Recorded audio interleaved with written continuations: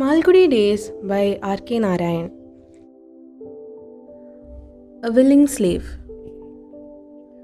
No one in the house knew her name.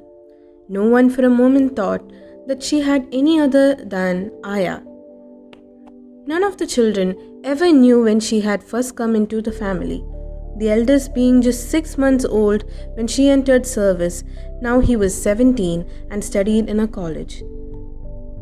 There were 5 children after him, and the last was 4 years old. The Ayah repeatedly renewed her infancy with each one of them, kept pace with them till they left her behind and marched forward. And then she slipped back to the youngest and grew up with him or her. It might be said that the limit to which she could go in years was 6. If she stepped beyond that boundary, she proved herself a blundering nuisance. For instance, how hard it was for her to conduct herself in the servant world, which consisted of the cook, 2 men servants, a maid servant, a gardener, and his unpaid assistant. Their jokes fell flat on her. Their discussions did not interest her, and she reported to her mistress everything that she heard. The gardener very nearly lost his job once for his opinion of his master, which was duly conveyed by the Ayah. She was fairly unpopular in the servants' quarters. She constituted herself a timekeeper, and those who came late for work could not escape her notice. The moment a latecomer was sighted, the old woman would let out such a scream demanding an explanation that the mistress of the house would come out and levy a fine. This was an entirely self-imposed task, just as she also kept an eye on the home tutor who came in the mornings and taught children arithmetic and English. The Ayah hovered about all the time the teacher was present, for she had a suspicion that he would torture the children. She viewed all teachers as her enemies and all schools as prison houses. She thought it was a cruel perversity that made people send children to school.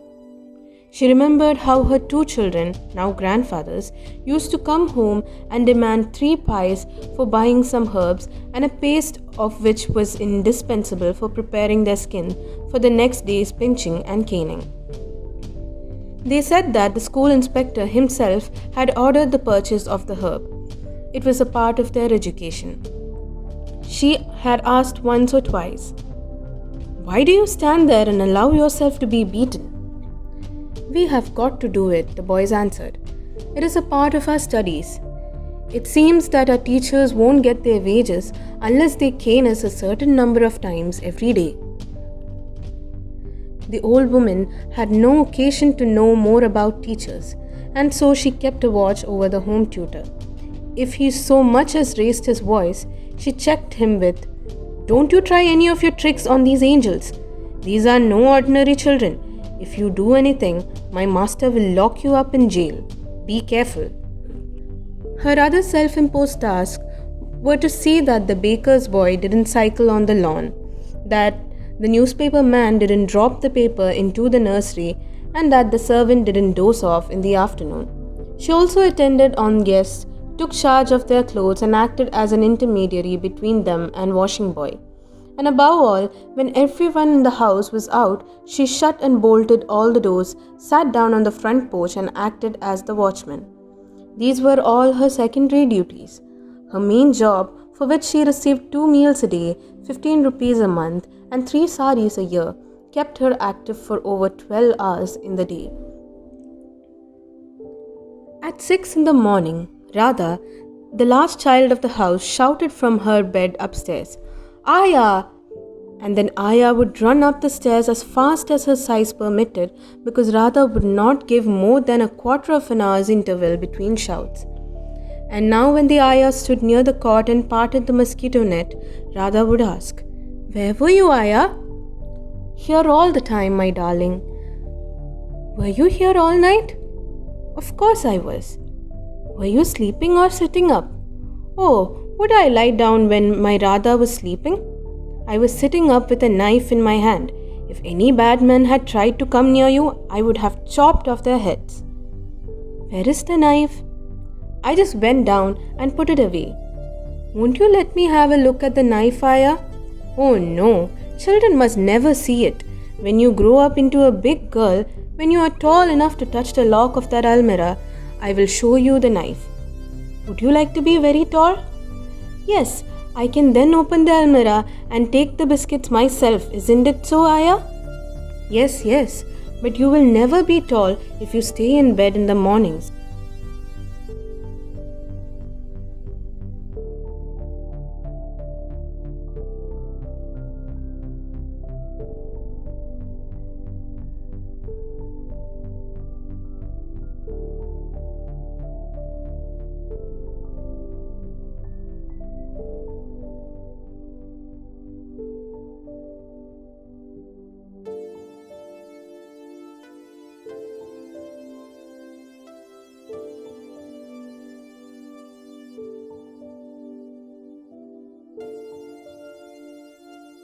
Aya was the engine driver, the doll was Radha, and Radha was her mother sometimes, and sometimes the man who commanded the train to stop or go. Now and then the Aya stopped to take out her pouch and put a piece of tobacco into her mouth. Why has the train stopped? Demanded Radha. The screw is loose. I am fitting it up. You are chewing. Yes, but it is not tobacco. It is a medicine for headache. I bought it from the medicine seller at the station. Is there a medicine seller here? Yes, said the Aya and pointed at the jasmine bush. Radha looked at the bush and said, Oh seller, give some good medicine for my poor Aya. She has such a bad headache, doctor. At Bangalore, the train stopped for a long time. There the Aya was asked to lie down and sleep on a patch of sand, and Radha went round the town with the child. The game went on till Radha's mother called her in for a bath, and after that the Aya was free for an hour or more. At midday, she squatted amidst toys in the nursery, her immense figure contrasting grotesquely with the tiny elephants and horses, cooking vessels and dolls around her. She and Radha sat a yard apart, but each was in her own house. They cooked, performed puja, and called on each other. It was easy for Radha to spring up and pay Aya a visit, but it would be an extreme torture for the Aya to return the call in the same manner, and so if Aya stooped forward, it was accepted as a visit. After playing this game for an hour, the Aya felt drowsy and said, Radha, night has come. Let us go to bed so that we may get up early in the morning. Is it already night? It is. I lit the lamp hours ago, replied the Aya, indicating some knick-knack which stood for the lamp.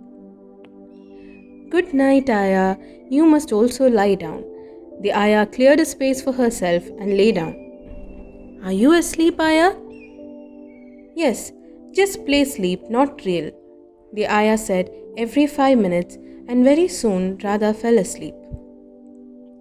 The Aya's duties commenced again at 4 o'clock. Radha kept her running continuously till 8, when she had to be carried off to her bed. In bed, she had to have her stories. The Aya squatted below the cot and narrated the story of the black monkey which rolled in a sack of chalk powder, became white, and married a princess. At the wedding, somebody sprinkled water on him, and he came out in his true color. He was chased out. Presently, a dhobi took pity on him and washed, bleached, and ironed him, in which state he regained the affection of the princess. When the story was over, Radha said, I don't like to sleep. Let us play something. Aya asked, Do you want the old fellow in?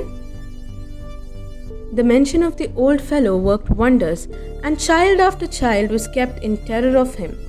He was supposed to be locked up in a disused dog kennel in the compound. He was always shouting for the Aya. He was ever ready to break the door open and carry her away. The Aya always referred to him in scathing language. I have beaten that scoundrel into pulp. Very bad fellow, disgusting monkey. He won't leave me in peace even for a moment. If you don't sleep, how can I find the time to go and kick him back into his house? Once in 3 months, the ayah oiled and combed her hair, put on a bright sari, bade everyone in the house an elaborate goodbye, and started for Saida Pet. There she had her home. The only evidence others had of her far-off home was the presence of a couple of rowdy-looking men in the backyard of the bungalow at the beginning of every month. The ayah spoke of them as those Saida Pet robbers. "Why do you encourage them?" asked her mistress sometimes. "What can I do? It is the price I pay for having borne them for 9 months." And she received her month's pay and divided most of it between them. So old, clumsy, and so very unwieldy, it was often a wonder to others how she was going to get in and out of buses, reach Saida Pet, and return. But she would be back by the evening, bringing a secret gift of peppermints for Radha, secret because she had often been warned not to give unclean sweets to the children. Once she went to Saida Pet and did not return in the evening. Radha stood on the porch gazing at the gate. Even the next day there was no sign of her. Radha wept. Her mother and others were furious. "She has perhaps been run over and killed," they said.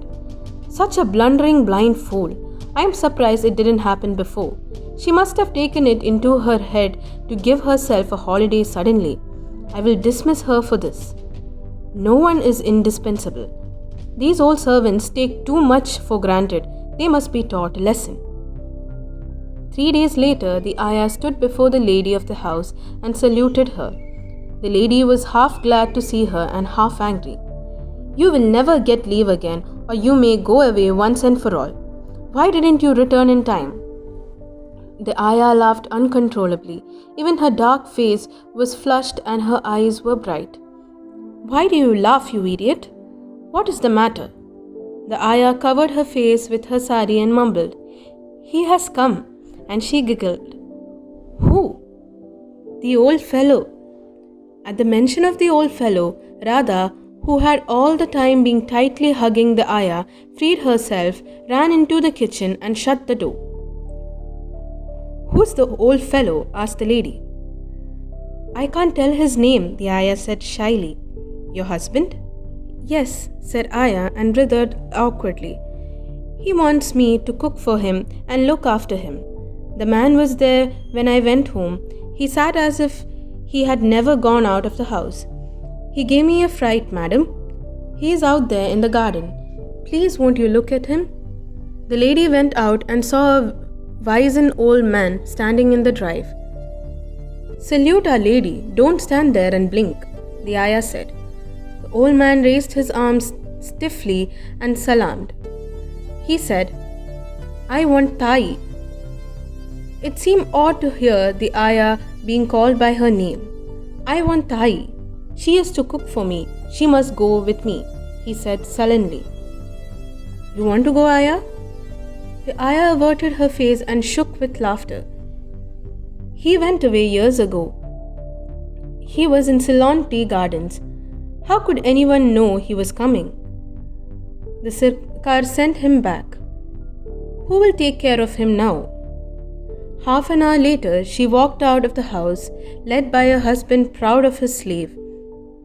She took leave in a most touching and ceremonious manner of everyone except Radha, who refused to come out of the kitchen. When the ayah stood outside of the kitchen door and begged her to come out, Radha asked, "Is the old fellow carrying you off?" "Yes, dear, bad fellow." "Who left the door of the dog house open?" "No one. He broke it open." "What does he want?" "He wants to carry me off," said the ayah. "I won't come out till he is gone. All right? Go before he comes here for you." The ayah acted on this advice after waiting at the kitchen door for nearly half an hour.